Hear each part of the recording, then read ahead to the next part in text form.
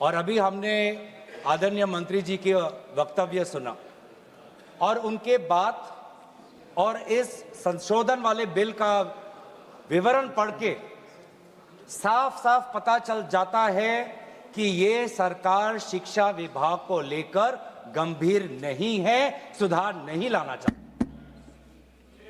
ये सिर्फ एक दिखावा का बिल है, क्योंकि ये बिल एक संशोधन बिल है।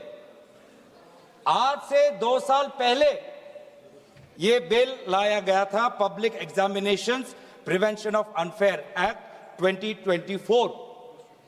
उस समय में भी एक यूजीसी ये नीट के 2024 के परीक्षा को लेकर पूरे देश भर में लोगों के मन में व्यापक चिंता थी। उस समय में भी इसी तरह आज जैसे मंत्री जी कह रहे हैं, सरकार ने इस बिल का इंट्रोडक्शन करते हुए ये कहा कि ये बहुत ही एक ऐतिहासिक कदम है, एक बहुत बड़ा कदम है और इससे शिक्षा विभाग सुधरेगा और इससे परीक्षा में जो पेपर लीक होते हैं अब नहीं होगा, अब किसी का साहस नहीं होगा। ऐसे ऐसे कड़े दंड उस समय सरकार ने कहा कि 2024 के बिल में वो लाए हैं। तो जो 2024 के नीट यूजी पेपर लीक पे जो तहकीकात हुई, जो इन्वेस्टिगेशन हुआ, मैं पढ़ना चाहता हूं उसकी स्थिति आज क्या है, ताकि पता तो चले कि ये सरकार 2 साल पहले जो नीट परीक्षा को लेकर जो व्यापक भ्रष्टाचारी हुई, उसको लेकर यह सरकार कितनी गंभीर है। बहुत दुख के साथ मैं कहना चाहता हूं कि एक अखबार में आर्टिकल आया 2026 में कि जो 45 व्यक्ति थे जो चार्जशीट हुए थे नीट यूजी 2024 पेपर लीक के मामले में, 45 में से 44 को बेल मिल चुका है। ये है इनकी गंभीरता, ये है इनके छात्रों के प्रति इनकी संवेदना। जो मूल व्यक्ति है जिसको मास्टरमाइंड कहा जाता है, संजीव मुखिया, 11 महीने तक वो फरार था।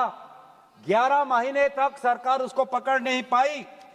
अप्रैल 2025 में वो फाइनली उसका गिरफ्तार हुआ और फिर उस मामले में उसको बेल मिल गया। मई 6, 2025 एक दूसरे व्यक्ति रंजीत कुमार बरुआ, जो करियर एकेडमी एजुकेशन ट्रस्ट के चेयरमैन है, वो बेल। एक अमित कुमार सिंह जो पेपर सॉल्वर के गैंग में था, उसको मई 7, 2025 को उसको बेल।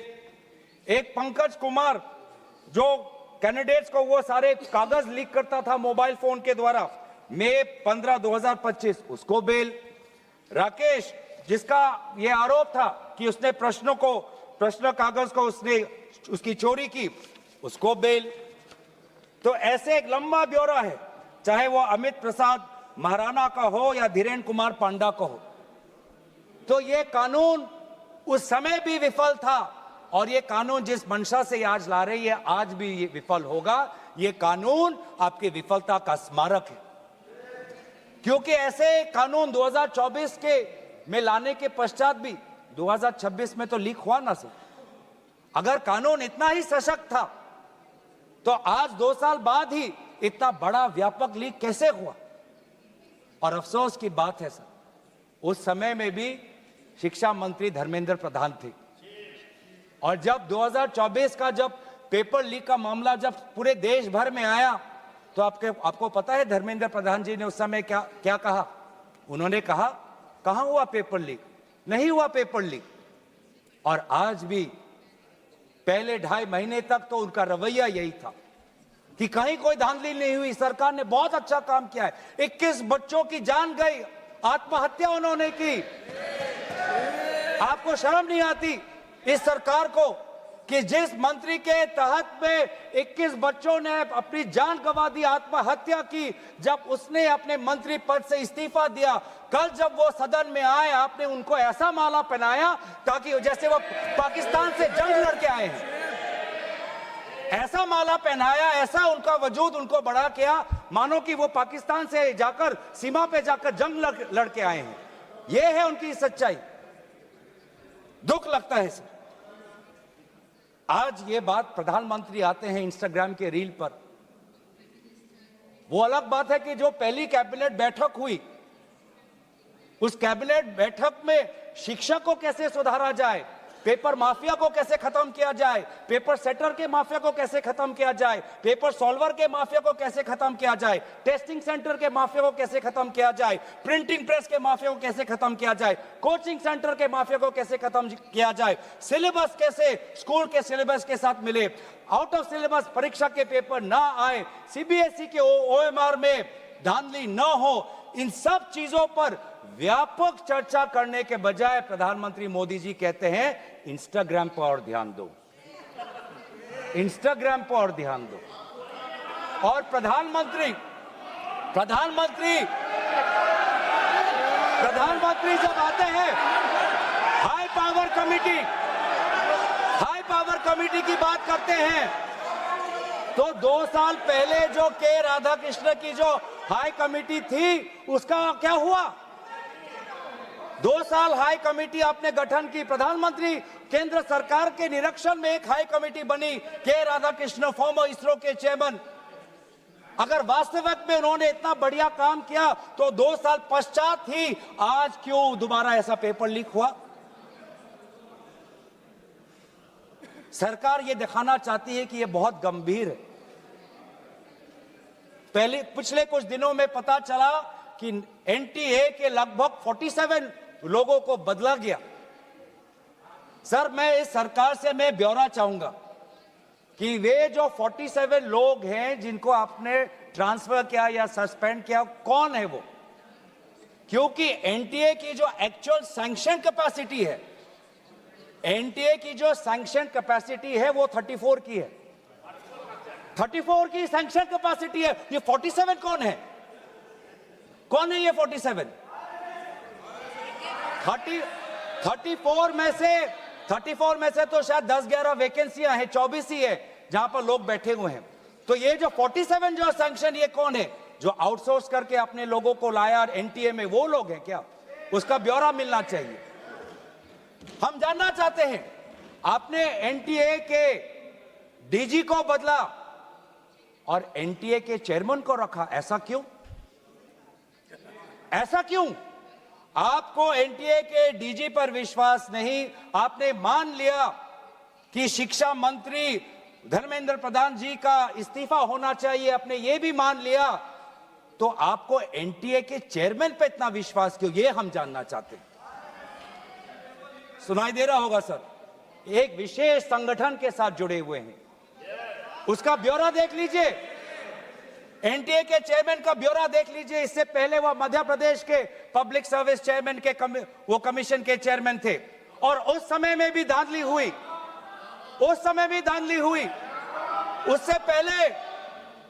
उससे पहले वो छत्तीसगढ़ में भी पब्लिक सर्विस कमीशन में चेयरमैन थे, उस समय में भी धांधली हुई।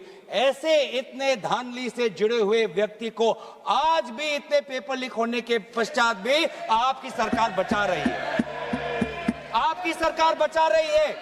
जिस एनटीए के द्वारा 21 बच्चों ने आत्महत्या की, आज भी वो चेयरमैन बचा हुआ है। क्यों? क्योंकि वो एक विशेष संघ के साथ जुड़ा हुआ है।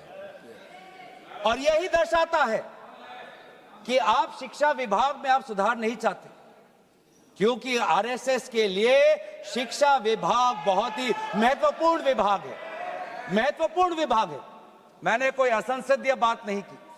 आरएसएस के लिए शिक्षा विभाग बहुत महत्वपूर्ण विभाग है, और इसीलिए हम देखते हैं, चाहे यूनिवर्सिटीज के वाइस चांसलर्स के अपॉइंटमेंट में हो, कॉलेज के प्रिंसिपल के अपॉइंटमेंट में हो, जब फैकल्टी की बदली होती है उसमें हो, चाहे आउटसोर्सिंग में हो, हर चीज में हम देखते हैं कि जिन यूनिवर्सिटी की कल्पना पंडित नेहरू ने एक साइंटिफिक टेम्पर के द्वारा उन यूनिवर्सिटीज के एक सपना देखा था, आज उन्हीं यूनिवर्सिटीज में क्वालिटी पर ध्यान नहीं दिया जा रहा।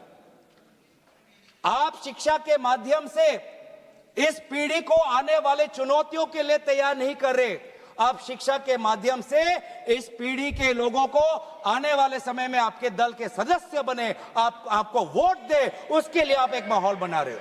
ये है आपके लिए शिक्षा का उद्देश्य, ये है शिक्षा का उद्देश्य। और हमने देखा कि वे जो संस्थाएं, चाहे वो आईआईटी हो, चाहे जेएनयू हो, चाहे डीयू हो, देश भर से माता पिता अपने बच्चों को बोल रहे कि जाओ दिल्ली जाओ, अगर दिल्ली नहीं जा सकते तो बॉम्बे जाओ, बिहार में जाओ, लेकिन धरना प्रदर्शन करो। आज शिक्षा की बात है, आपको अपना भविष्य आपको बचाना है। मैं नहीं जा सकता पर मेरी आशीर्वाद तुम्हारे साथ है। एक मां ने एक आशीर्वाद के साथ अपने बेटी को भेजा, एक बाप ने अपने बेटे के पीठ पे थपथपाकर उसको जंतर मंतर पे भेजा, और डीयू, आईआईटी, जेएनयू कहती है आप मत जाओ।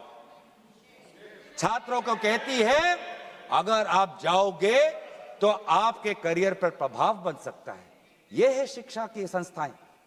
ऐसे हम आने वाले पीढ़ी, आने वाली चुनौतियों के लिए हम भारत का निर्माण करेंगे, अपने युवाओं को हम उनको ताकत देंगे। इसीलिए अगर एक बात इस पूरे घटनाक्रम से निकलती है वो ये है कि आज शिक्षा में ये इस बिल से, जिसमें आपने पेनल्टीज बढ़ा दिए, पनिशमेंट बढ़ा दिए, इससे हमारा शिक्षा विभाग नहीं सुधरेगा। राहुल गांधी जी बार बार कहा कि धर्मेंद्र प्रधान जी सिर्फ एक मुखौटा है आपके शिक्षा विभाग का। आपकी शिक्षा के प्रति जो उनका, आपकी जो नीति है वो सिर्फ एक, उसका एक चिन्ह है, एक सिंबल है। उनके हटने से भी शिक्षा में सुधार आएगा। आज भी ना बच्चों को विश्वास आता है इस बात पर, ना हमें इस बात पर विश्वास है। लेकिन इसके पश्चात भी आज शिक्षा पर बातचीत हो रही है, आज शिक्षा को लेकर धरना हो रहा है, आज शिक्षा को लेकर जंतर मंतर में हजारों की तादाद पर लोग इकट्ठित हुए हैं। आज शिक्षा के विषय पर सारे दल संगठन सब ने अपने अपने प्रदेशों में, चाहे महाराष्ट्र में हो, चाहे यूपी में हो, चाहे बिहार में हो, चाहे पश्चिम बंगाल में हो, चाहे या असम में हो, सब जगह विभिन्न राजनीतिक दल संगठन और इन दल संगठन से अलग सारे युवा सड़क पे आ गए। सब ने अपने शिक्षा की मांग की। और क्यों मांग की? उनके दुख को पहले हमें समझना चाहिए, उनके पीड़ा को हमको समझना चाहिए, वो उनके अंदर जो नाराजगी है उस बात को हमें समझना चाहिए। नहीं तो किसी का इतना साहस नहीं कि सड़क पे आके गर्मी बारिश, सड़क पे सोना, पुलिस की लाठी खाना, दिन दिन भूख हड़ताल पे रहना, सबकी इतनी साहस नहीं है। ये साहस कहां से आता है? ये साहस आता है उस दर्द से, जिस दर्द में अपने भविष्य को लेकर वो विवश हैं, जिस दर्द में अपने देश के भविष्य को लेकर वो विवश है, जिस दर्द को वो आज के समाज में उसको व्यक्त भी नहीं कर सकते, सरकार से सवाल भी नहीं पूछ सकते। और बहुत ही बढ़िया एक व्यक्ति ने इस पूरे जो दर्द है, इस दर्द के बारे में बात करते हुए गोपाल दास नीरज के गीत की बात करता है। वो व्यक्ति, जिस व्यक्ति से राहुल गांधी जी मिलने गए, उसने कहा, उसने हमें याद दिलाया कि नीरज की वो पंक्तियां, स्वप्न झरे फूल से, मीत चुबे शूल से, लुट गए सिंगार सभी, भाग गए बबूल से, और हम खड़े खड़े बाहर देखते रहे, कारवां गुजर गया गुबार देखते रहे। ये बच्चों की वो दुख है। क्या करें, हमारे पास पैसे नहीं है इतने कि हम पेपर खरीद पाएं। 30-30 लाख का पेपर हमें खरीदने के पास, हमारे पिताओं के पास इतने सामर्थ्य नहीं है। वो दुख है, वो नाराज है, और इसीलिए जब वो दुख से वो लड़ नहीं पाते तो आत्महत्या पर आ पड़ते। और एनसीआरबी में सर, आज देश की ये व्यवस्था, देश की असली ये है कि आज एनसीआरबी में, नेशनल क्राइम रिकॉर्ड्स ब्यूरो में, ये भी एक कारण है कि आत्महत्या हुई क्योंकि वो बच्चा एग्जाम में फेल हुआ। ऐसा भी एक कारण आ गया है। बच्चों की आत्महत्या, छात्रों की आत्महत्या लगभग 1 लाख से ऊपर बढ़ चुकी है। 1 लाख से ऊपर, जिसमें से 2000 ने तो साफ साफ कहा है, 2400 ने साफ साफ कहा है कि मैं फेल हो गया और इसीलिए मैं सुसाइड ले रहा हूं। बहुत लोग, बच्चों ने फैमिली, पारिवारिक कारण से, फैमिली रीजन से वो आत्महत्या उन्होंने की। लेकिन इसके पश्चात भी वे युवा आए, वो चाहे गुजरात से हो, वो चाहे महाराष्ट्र से हो, चाहे विदेश से हो, चाहे दक्षिण भारत से हो, महाराष्ट्र से, वो सब आए। और जब वो आए और दिल्ली की गर्मी, दिल्ली के बारिश से जब वो जो उन्होंने उसमें जो दर्द है, उसमें जो संघर्ष है, उस संघर्ष को याद करते, उस संघर्ष को झेलने में उन्होंने याद किया सावित्री बाई फुले को। वे लड़कियां जो आई थी, ऐसे बहुत लड़कियां थी जिन्होंने रील पे कहा कि मैं अपने माता पिता को बिना बोले में जा रही हूं क्योंकि मुझे लड़ना है। ऐसे भी लड़कियां थी जिन्होंने कहा कि मैं छात्र नहीं हूं, मैं काम करती हूं, लेकिन मैंने भी कुछ साल पहले नीट का परीक्षा दिया था, मैं पहले अटेम्प्ट में मेरा पेपर लीक हो गया, कितना मानसिक मेरे पे दबाव बना मैं खुद समझ सकती हूं। आज अगले पीढ़ी के साथ, जिस समय मैं खड़ी नहीं हो पाई, मैं बाहर नहीं आ पाई, लेकिन आज अगले पीढ़ी के साथ मैं खड़ा होना चाहती हूं, मैं जाऊंगी आज। ये सब वहां पे आए क्यों? क्योंकि उन्होंने इतिहास को याद किया कि जिस प्रकार से सावित्री बाई फुले हो या फातिमा शेख हो, जिस प्रकार से समाज ने उन पर उत्पीड़न किया, लेकिन वो कभी भी अपने बाग से हटे नहीं। युवा लोग आए, एक लड़का था हरे शर्ट में, वो पुलिस को बोल रहा कि आ मार, मुझे मारो, मारो सर मारो। उसमें वो भगत सिंह का जज्बा हमें दिखाई दिया। हमेशा उसने हाथ नहीं उठाया, उसने खाली बोला कि मारो, क्योंकि ये थी लोगों की और युवाओं की ताकत कि अब वो डर उनसे चला गया, डर खत्म हो गया, डर गायब हो गया। लाठी है, दर्द होगा, रात को सोने में मुश्किल होगी, लेकिन सब लोग कह रहे थे कि कुछ नहीं होता, अगर शिक्षा के लिए, अपने भविष्य के लिए अगर मुझे 2-3 लाठी भी खानी पड़ेगी तो मैं लाठी खाने जाऊंगा। ऐसे भी लोग थे जो 20 जुलाई की रात को आए। वो 20 जुलाई के सुबह नहीं थे, 7 बजे नहीं थे, 4 बजे दोपहर को नहीं थे, वो रात को 10 बजे आए। क्यों? क्यों? उनको दुख हुआ। उन्होंने रील में देखा कि किस प्रकार से पुलिस वालों ने बच्चों पर हाथ उठाया और उन्होंने बोला कि चलो मैं भी एक लाठी खाने जाऊंगा। ये है हमारा युवा शक्ति। मैं इस सदन से भारत के युवा समाज को मैं नमन करता हूं, आभार प्रकट करता हूं, शुभकामनाएं मैं देता हूं, धन्यवाद देना चाहता हूं कि आपने हमें दोबारा याद दिलाया कि लोकतंत्र का मतलब क्या है। आपने दोबारा हमें याद दिलाया कि सवाल पूछना आप सबका, हमारा सबका मौलिक अधिकार है। हमने वो भी देखा उस मध्य प्रदेश से आए हुए आदमी को जिसके सर पर खून निकल रहा था। क्यों? क्योंकि कांटों से भरा हुआ एक डंडा उसके सर पर पड़ा और उसने तब भी वो पीछे नहीं हटा। खून से लथपथ उसका चेहरा, उस समय भी पुलिस को ललकार रहा था कि देखो ये लोकतंत्र है, लोकतंत्र में जनता जनार्दन है, जनता प्रजा राजा होता है। ये है वहां की उस ताकत। बहुत लोग कहते हैं कि बहुत से गलत शब्द भी उस सभा में, जंतर मंतर में किए गए। मैं उन गलत शब्दों का जो मर्यादा से बहुत दूर है, अमर्यादित है, उन शब्दों का समर्थन नहीं करता, लेकिन उन शब्दों के बारे में भी याद करना चाहिए जो बाकी बच्चों ने हमें याद दिलाया। किसी एक बच्चे ने याद दिलाया वसीम बरेली की कविता, जिसमें लिखा है, जो उसूलों पर आंच आए तो टकराना जरूरी है, जिंदा हो तो जिंदा नजर आना जरूरी है। ये हैं बच्चे, ये है वो बच्चे और जो अलग अलग प्रदेश से आए हैं। मैं धन्यवाद देना चाहता हूं कि इन्होंने अपनी इंसानियत दिखाई। हर वो बेटी जो वहां जाती थी वो कहती थी कि ये जंतर मंतर ये ऐसा एक जगह बन गया है जहां पर मैं अपने आप को सुरक्षित महसूस करती हूं। जब पुलिस की लाठी आती है तो कोई अनजाना व्यक्ति, कोई अनजाना उसके सामने आकर अपने शरीर से उस लड़की को बचाता है। डंडा उसके लड़के के शरीर पर पड़ता है। वो लड़का कहता है कि इस उंगली से मैंने पिछली बार कमल पर वोट डाला, आज इसी उंगली को कमल के पुलिस ने तोड़ डाला। ये है उनका साहस। आज समाज, मैं पूरे छात्र के साथ पूरे समाज को भी मैं धन्यवाद करना चाहता हूं। उस गुरुद्वारों को के संचालकों को मैं धन्यवाद करना चाहता हूं जिन्होंने अपना दरवाजा खोला, लोगों को वहां पे शरण दिया। ये है हमारी देश की खूबसूरती। मैं धन्यवाद देना चाहता हूं कि देश भर से लोगों ने फोन किया कि मैं वहां जा नहीं सकता, लेकिन स्विगी के द्वारा उन बच्चों को खाना तो पहुंचा सकता हूं। मैं धन्यवाद करना चाहता हूं उन वकीलों का, वो चाहे सुप्रीम कोर्ट के बाहर हो, चाहे वो जंतर मंतर पे आए हो, सबने बोला कि लोकतंत्र के साथ संविधान के पक्ष में आज हम सब यहां पे खड़े हैं।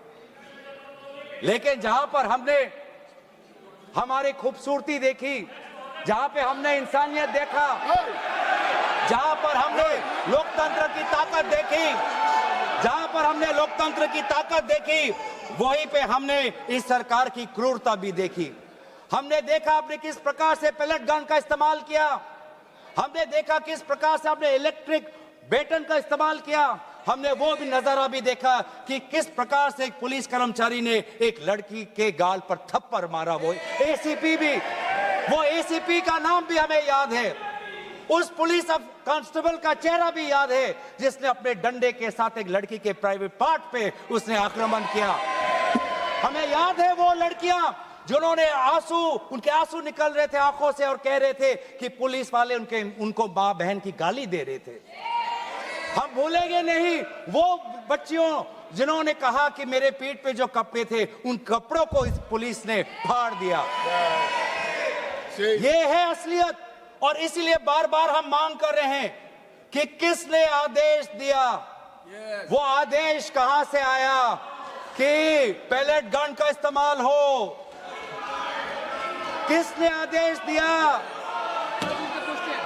किसने आदेश दिया कि आंसू गैस का इस्तेमाल हो, किसने आदेश दिया कि लाठी पैरों पे।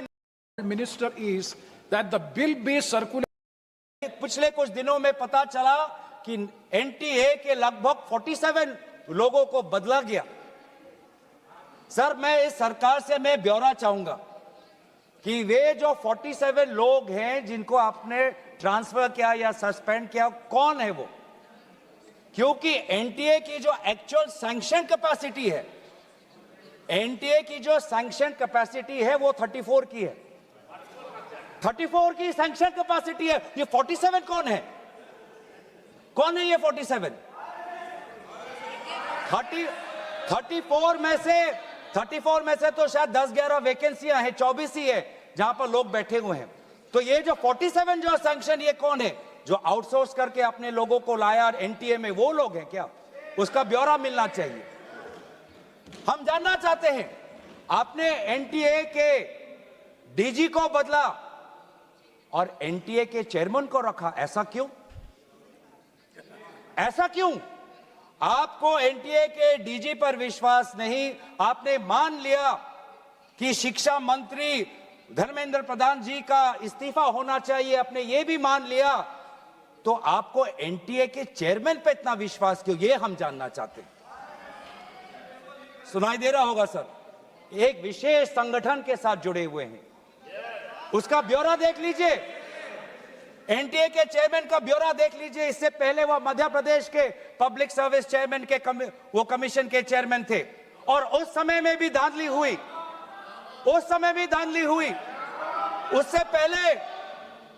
उससे पहले वो छत्तीसगढ़ में भी पब्लिक सर्विस कमीशन में चेयरमैन थे, उस समय में भी धांधली हुई। ऐसे इतने धांधली से जुड़े हुए व्यक्ति को आज भी इतने पेपर लीक होने के पश्चात भी आपकी सरकार बचा रही है, आपकी सरकार बचा रही है। जिस एनटीए के द्वारा 21 बच्चों ने आत्महत्या की, आज भी वो चेयरमैन बचा हुआ है। क्यों? क्योंकि वो एक विशेष संघ के साथ जुड़ा हुआ है। और यही दर्शाता है कि आप शिक्षा विभाग में आप सुधार नहीं चाहते, क्योंकि आरएसएस के लिए शिक्षा विभाग बहुत ही महत्वपूर्ण विभाग है। मैंने कोई असंसदीय बात नहीं की। आरएसएस के लिए शिक्षा विभाग बहुत महत्वपूर्ण विभाग है और इसीलिए हम देखते हैं, चाहे यूनिवर्सिटीज के वाइस चांसलर्स के अपॉइंटमेंट में हो, कॉलेज के प्रिंसिपल के अपॉइंटमेंट में हो, जब फैकल्टी की बदली होती है उसमें हो, चाहे आउटसोर्सिंग में हो, हर चीज में हम देखते हैं कि जो जिन यूनिवर्सिटी की कल्पना पंडित नेहरू ने एक साइंटिफिक टेम्पर के द्वारा उन यूनिवर्सिटीज के एक सपना देखा था, आज उन्हीं यूनिवर्सिटीज में क्वालिटी पर ध्यान नहीं दिया जा रहा। आप शिक्षा के माध्यम से इस पीढ़ी को आने वाले चुनौतियों के लिए तैयार नहीं कर रहे। आप शिक्षा के माध्यम से इस पीढ़ी के लोगों को आने वाले समय में आपके दल के सदस्य बने, आपको वोट दे, उसके लिए आप एक माहौल बना रहे हो। यह है आपके लिए शिक्षा का उद्देश्य। ये है शिक्षा को देश। और हमने देखा कि वे जो संस्थाएं, चाहे वो आईआईटी हो, चाहे जेएनयू हो, चाहे डीयू हो, देश भर से माता पिता अपने बच्चों को बोल रहे कि जाओ दिल्ली जाओ, अगर दिल्ली नहीं जा सकते तो बॉम्बे जाओ, बिहार में जाओ, लेकिन धरना प्रदर्शन करो। आज शिक्षा की बात है, आपको अपना भविष्य आपको बचाना है। मैं नहीं जा सकता पर मेरी आशीर्वाद तुम्हारे साथ है। एक मां ने एक आशीर्वाद के साथ अपनी बेटी को भेजा, एक बाप ने अपने बेटे के पीठ पे थपथपाकर उसको जंतर मंतर पे भेजा। और डीयू, आईआईटी, जेएनयू कहती है आप मत जाओ, छात्रों को कहती है अगर आप जाओगे तो आपके करियर पर प्रभाव बन सकता है। यह है शिक्षा की संस्थाएं। ऐसे हम आने वाली चुनौतियों के लिए हम भारत का निर्माण करेंगे, अपने युवाओं को हम उनको ताकत देंगे।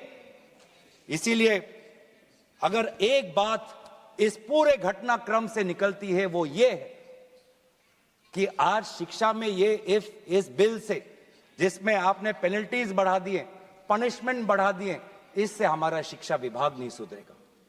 राहुल गांधी जी बार बार कहा कि धर्मेंद्र प्रधान जी सिर्फ एक मुखौटा है आपके शिक्षा विभाग का। आपकी शिक्षा के प्रति जो उनका आपकी जो नीति है वो सिर्फ एक उसका एक चिन्ह है, एक सिंबल है। उनके हटने से भी शिक्षा में सुधार आएगा। आज भी ना बच्चों को विश्वास आता है इस बात पर, ना हमें इस बात पर विश्वास है। लेकिन इसके पश्चात भी आज शिक्षा पर बातचीत हो रही है, आज शिक्षा को लेकर धरना हो रहा है, आज शिक्षा को लेकर जंतर मंतर में हजारों की तादाद पर लोग इकट्ठित हुए हैं। आज शिक्षा के विषय पर सारे दल संगठन सब ने अपने अपने प्रदेशों में, चाहे महाराष्ट्र में हो, चाहे यूपी में हो, चाहे बिहार में हो, चाहे पश्चिम बंगाल में हो, चाहे या असम में हो, सब जगह विभिन्न राजनीतिक दल संगठन और इन दल संगठन से अलग सारे युवा सड़क पे आ गए। सब ने अपने शिक्षा की मांग की। और क्यों मांग की? उनके दुख को पहले हमें समझना चाहिए, उनके पीड़ा को हमको समझना चाहिए, वो उनके अंदर जो नाराजगी है उस बात को हमें समझना चाहिए। नहीं तो किसी का इतना साहस नहीं कि सड़क पे आके गर्मी बारिश, सड़क पे सोना, पुलिस की लाठी खाना, दिन दिन भूख हड़ताल पे रहना, सबकी इतनी साहस नहीं है। ये साहस कहां से आता है? ये साहस आता है उस दर्द से, जिस दर्द में अपने भविष्य को लेकर वो विवश हैं, जिस दर्द में अपने देश के भविष्य को लेकर वो विवश है, जिस दर्द को वो आज के समाज में उसको व्यक्त भी नहीं कर सकते, सरकार से सवाल भी नहीं पूछ सकते। और बहुत ही बढ़िया एक व्यक्ति ने इस पूरे जो दर्द है, इस दर्द के बारे में बात करते हुए गोपाल दास नीरज के गीत की बात करता है। वो व्यक्ति जिस व्यक्ति से राहुल गांधी जी मिलने गए, उसने कहा, उसने हमें याद दिलाया कि नीरज की वो पंक्तियां, स्वप्न झरे फूल से, मीत चुबे शूल से, लुट गए सिंगार सभी, भाग गए बबूल से, और हम खड़े खड़े बहार देखते रहे, कारवां गुजर गया गुबार देखते रहे। ये बच्चों की वो दुख है। क्या करें? हमारे पास पैसे नहीं है इतने कि हम पेपर खरीद पाएं। 30-30 लाख का पेपर हमें खरीदने के पास, हमारे पिताओं के पास इतने सामर्थ्य नहीं है। वो दुख है, वो नाराज है, और इसीलिए जब वो दुख से वो लड़ नहीं पाते तो आत्महत्या पर आ पड़ते। और एनसीआरबी में सर, आज देश की ये व्यवस्था, देश की असली ये है कि आज एनसीआरबी में, नेशनल क्राइम रिकॉर्ड्स ब्यूरो में, ये भी एक कारण है कि आत्महत्या हुई क्योंकि वो बच्चा एग्जाम में फेल हुआ। ऐसा भी एक कारण आ गया है। बच्चों की आत्महत्या, छात्रों की आत्महत्या लगभग 1 लाख से ऊपर बढ़ चुकी है। 1 लाख से ऊपर, जिसमें से 2000 ने तो साफ साफ कहा है, 2400 ने साफ साफ कहा है कि मैं फेल हो गया और इसीलिए मैं सुसाइड ले रहा हूं। बहुत लोग, बच्चों ने फैमिली, पारिवारिक कारण से, फैमिली रीजन से वो आत्महत्या उन्होंने की। लेकिन इसके पश्चात भी वे युवा आए, वो चाहे गुजरात से हो, वो चाहे महाराष्ट्र से हो, चाहे विदेश से हो, चाहे दक्षिण भारत से हो, महाराष्ट्र से, वो सब आए। और जब वो आए और दिल्ली की गर्मी, दिल्ली के बारिश से जब वो जो उन्होंने उसमें जो दर्द है, उसमें जो संघर्ष है, उस संघर्ष को याद करते, उस संघर्ष को झेलने में उन्होंने याद किया सावित्री बाई फुले को। वे लड़कियां जो आई थी, ऐसे बहुत लड़कियां थी जिन्होंने रील पे कहा कि मैं अपने माता पिता को बिना बोले में जा रही हूं क्योंकि मुझे लड़ना है। ऐसे भी लड़कियां थी जिन्होंने कहा कि मैं छात्र नहीं हूं, मैं काम करती हूं, लेकिन मैंने भी कुछ साल पहले नीट का परीक्षा दिया था, मैं पहले अटेम्प्ट में मेरा पेपर लीक हो गया, कितना मानसिक मेरे पे दबाव बना मैं खुद समझ सकती हूं। आज अगले पीढ़ी के साथ जिस समय मैं खड़ी नहीं हो पाई, मैं बाहर नहीं आ पाई, लेकिन आज अगले पीढ़ी के साथ मैं खड़ा होना चाहती हूं, मैं जाऊंगी आज। ये सब वहां पे आए क्यों? क्योंकि उन्होंने इतिहास को याद किया कि जिस प्रकार से सावित्री बाई फुले हो या फातिमा शेख हो, जिस प्रकार से समाज ने उन पर उत्पीड़न किया, लेकिन वो कभी भी अपने बाग से हटे नहीं। युवा लोग आए, एक लड़का था हरे शर्ट में, वो पुलिस को बोल रहा कि आ मार, मुझे मारो, मारो सर मारो। उसमें वो भगत सिंह का जज्बा हमें दिखाई दिया हमेशा, और उसने हाथ नहीं उठाया, उसने खाली बोला कि मारो, क्योंकि ये थी लोगों की और युवाओं की ताकत कि अब वो डर उनसे चला गया, डर खत्म हो गया, डर गायब हो गया। लाठी है, दर्द होगा, रात को सोने में मुश्किल होगी, लेकिन सब लोग कह रहे थे कि कुछ नहीं होता, अगर शिक्षा के लिए, अपने भविष्य के लिए अगर मुझे 2-3 लाठी भी खानी पड़ेगी तो मैं लाठी खाने जाऊंगा। ऐसे भी लोग थे जो 20 जुलाई के रात को आए। वो 20 जुलाई के सुबह नहीं थे, 7 बजे नहीं थे, 4 बजे दोपहर को नहीं थे, वो रात को 10 बजे आए। क्यों? कि उनको दुख हुआ। उन्होंने रील में देखा कि किस प्रकार से पुलिस वालों ने बच्चों पर हाथ उठाया और उन्होंने बोला कि चलो मैं भी एक लाठी खाने जाऊंगा। ये है हमारा युवा शक्ति। मैं इस सदन से भारत के युवा समाज को मैं नमन करता हूं, आभार प्रकट करता हूं, शुभकामनाएं मैं देता हूं, धन्यवाद देना चाहता हूं कि आपने हमें दोबारा याद दिलाया कि लोकतंत्र का मतलब क्या है। आपने दोबारा हमें याद दिलाया कि सवाल पूछना आप सबका, हमारा सबका मौलिक अधिकार है। हमने वो भी देखा उस मध्य प्रदेश से आए हुए आदमी को जिसके सर पर खून निकल रहा था। क्यों? क्योंकि कांटों से भरा हुआ एक डंडा उसके सर पर पड़ा और उसने तब भी वो पीछे नहीं हटा। खून से लथपथ उसका चेहरा, उस समय भी पुलिस को ललकार रहा था कि देखो ये लोकतंत्र है, लोकतंत्र में जनता जनार्दन है, जनता प्रजा राजा होता है। ये है वहां की उस ताकत। बहुत लोग कहते हैं कि बहुत से गलत शब्द भी उस सभा में, जंतर मंतर में किए गए। मैं उन गलत शब्दों का जो मर्यादा से बहुत दूर है, अमर्यादित है, उन शब्दों का समर्थन नहीं करता, लेकिन उन शब्दों के बारे में भी याद करना चाहिए जो बाकी बच्चों ने हमें याद दिलाया। किसी एक बच्चे ने याद दिलाया वसीम बरेली की कविता, जिसमें लिखा है, जो उसूलों पर आंच आए तो टकराना जरूरी है, जिंदा हो तो जिंदा नजर आना जरूरी है। ये हैं बच्चे, ये है वो बच्चे और जो अलग अलग प्रदेश से आए हैं। मैं धन्यवाद देना चाहता हूं कि इन्होंने अपनी इंसानियत दिखाई। हर वो बेटी जो वहां जाती थी वो कहती थी कि ये जंतर मंतर, ये ऐसा एक जगह बन गया है जहां पर मैं अपने आप को सुरक्षित महसूस करती हूं। जब पुलिस की लाठी आती है तो कोई अनजाना व्यक्ति, कोई अनजाना उसके सामने आकर अपने शरीर से उस लड़की को बचाता है। डंडा उसके लड़के के शरीर पर पड़ता है, वो लड़का कहता है कि इस उंगली से मैंने पिछली बार कमल पर वोट डाला, आज इसी उंगली को कमल के पुलिस ने तोड़ डाला। ये है उनका साहस। आज समाज, मैं पूरे छात्र के साथ पूरे समाज को भी मैं धन्यवाद करना चाहता हूं। उस गुरुद्वारों को के संचालकों को मैं धन्यवाद करना चाहता हूं जिन्होंने अपना दरवाजा खोला, लोगों को वहां पे शरण दिया।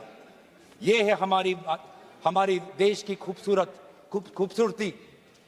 मैं धन्यवाद देना चाहता हूं कि देश भर से लोगों ने फोन किया कि मैं वहां जा नहीं सकता, लेकिन स्विगी के द्वारा उन बच्चों को खाना तो पहुंचा सकता हूं।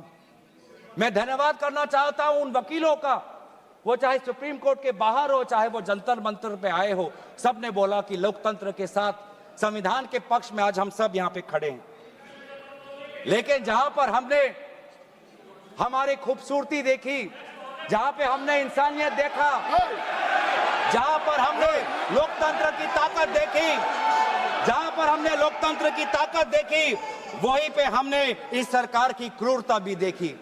हमने देखा आपने किस प्रकार से पैलेट गन का इस्तेमाल किया, हमने देखा किस प्रकार से आपने इलेक्ट्रिक बेटन का इस्तेमाल किया, हमने वो भी नजारा भी देखा कि किस प्रकार से एक पुलिस कर्मचारी ने एक लड़की के गाल पर थप्पड़ मारा। वो एसीपी का नाम भी हमें याद है, उस पुलिस कांस्टेबल का चेहरा भी याद है जिसने अपने डंडे के साथ एक लड़की के प्राइवेट पार्ट पे उसने आक्रमण किया। हमें याद है वो लड़कियां जिन्होंने उनके आंसू निकल रहे थे आंखों से और कह रहे थे कि पुलिस वाले उनको मां बहन की गाली दे रहे थे। हम भूलेंगे नहीं वो बच्चियों जिन्होंने कहा कि मेरे पीठ पे जो कपड़े थे उन कपड़ों को इस पुलिस ने फाड़ दिया। ये है असलियत, और इसीलिए बार बार हम मांग कर रहे हैं कि किसने आदेश दिया, वो आदेश कहां से आया कि पैलेट गन का इस्तेमाल हो, किसने आदेश दिया, किसने आदेश दिया कि आंसू गैस का इस्तेमाल हो, किसने आदेश दिया कि लाठी पैरों पे नहीं लाठी सर पे पड़नी चाहिए, किसने वो आदेश दिया। और इसीलिए बार बार राहुल गांधी जी ने भी चिट्ठी लिखी है, और आज भी हम देखते हैं कि अब सारी हम बातें कर रहे हैं। आज इस सदन में, इस सत्र में इस विषय पर भाग इसलिए लेना चाहते हैं क्योंकि हम सरकार से जवाब चाहते हैं, और विशेष रूप से गृह मंत्री से जवाब चाहते हैं। गृह मंत्री से हम जवाब चाहते हैं। मेरा ये कहना है सर, गृह मंत्री से हम जवाब चाहते हैं। यहाँ पर बैठे हैं सर, आज ये बिल क्यों आया है, ये बिल क्यों आया है, ये बिल क्यों आया है, ये बिल क्यों आया है समझना चाहिए। ये बिल इसलिए आया है कि गृह मंत्री के द्वारा भेजी हुई पुलिस लोगों के हौसले को कुचल नहीं पाई, इसीलिए ये बिल आया है। आपने उस धरना को खत्म नहीं कर पाया, इसलिए ये बिल आया है। हमने देखा ना सिर्फ दिल्ली में, बिहार में आपने AK-47 का इस्तेमाल किया। ये नौबत है। हमने इसीलिए मैं लोगों का धन्यवाद करना चाहूंगा, और धरना प्रदर्शनकारी के साथ है जिन्होंने एक और हमें बहुत ही खूबसूरत गीत याद दिलाया, दिनकर का। अब जो सिर पर आ पड़े नहीं डरना है, जन्म है तो 2 बार नहीं मरना है। ये जो लोगों ने आज जो संदेश दिया है लोकतंत्र में, दोबारा उन्होंने आज हमारे ऊर्जा जो दी है, इसके लिए सारे विपक्षी दल, हम भारत के युवा समाज के साथ है, छात्र समाज के साथ है, वे सारे जिन्होंने संघर्ष किया उनके साथ है। और आज भी हम चाहते हैं कि गृह मंत्री आए और सदन के अंदर बोले कि क्यों आपने पुलिस के द्वारा बच्चों पर ये दुर्व्यवहार किया, बच्चों के पर आपने आक्रमण किया, और बच्चों के साथ आज उनके आंसू निकलते हमने देखने